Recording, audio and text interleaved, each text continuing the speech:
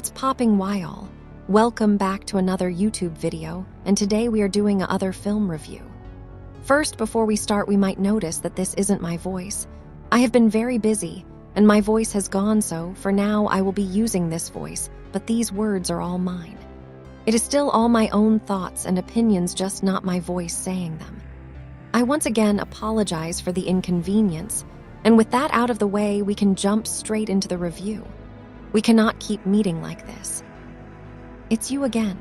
You've caught me at a good time because today we are talking about You Season 4. So if you're ready, I'm ready. Let's head to London and grow a fresh beard to see what Google is going to teach us today about the Netflix original thriller series, You. It has a 7.610 on IMDb and 89% on Rotten Tomatoes. What would you do for love? For Joe, an intense young man who frequently becomes smitten with beautiful, smart women, this question is put to the test. A charming yet awkward crush becomes something more sinister when love turns into obsession for Joe. Using social media and the internet, he uses every tool at his disposal to become close to the women of his dreams, even going so far as to remove any obstacle, including people that stands in his way of getting to them. This would be one of my favorite seasons ever. However, the plot twists it was setting up all season was a massive fucking letdown. This was setting up such a good murder mystery. And yes, we all know Joe is the biggest killer around, but I expected him to have to catch the killer. It would have been a good, exciting cat and mouse chase. However, it turns out that it was all Joe yet again, and I was fucking fuming. I was raging. I was livid.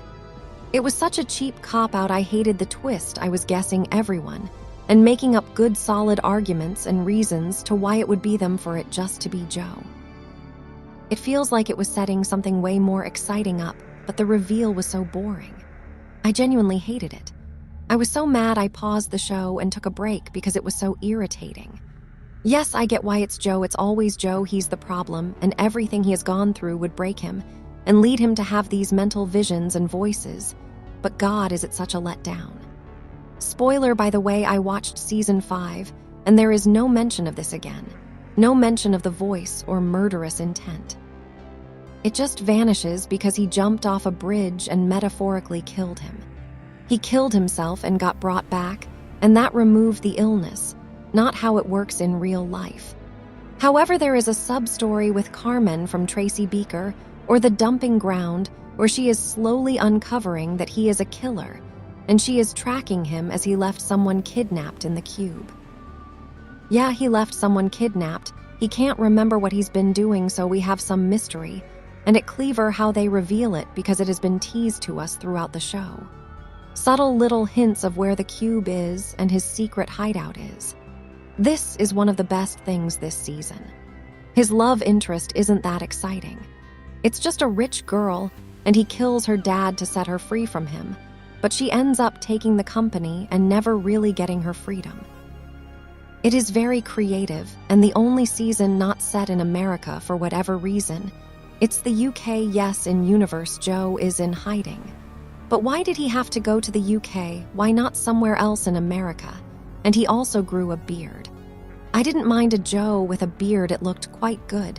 But my girlfriend informed me not a lot of people liked the beard. I was also informed not a lot of people liked this love interest either, so that's interesting, nothing to do with her character, just that she wasn't pretty.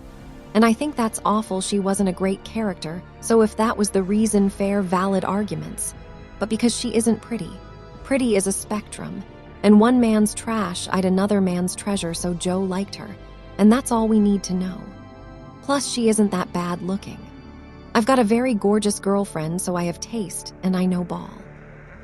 However, I will say I know who is the most beautiful, and it is my girlfriend. We have a lot of rich people, and a lot of parties, and a whole load of red herrings.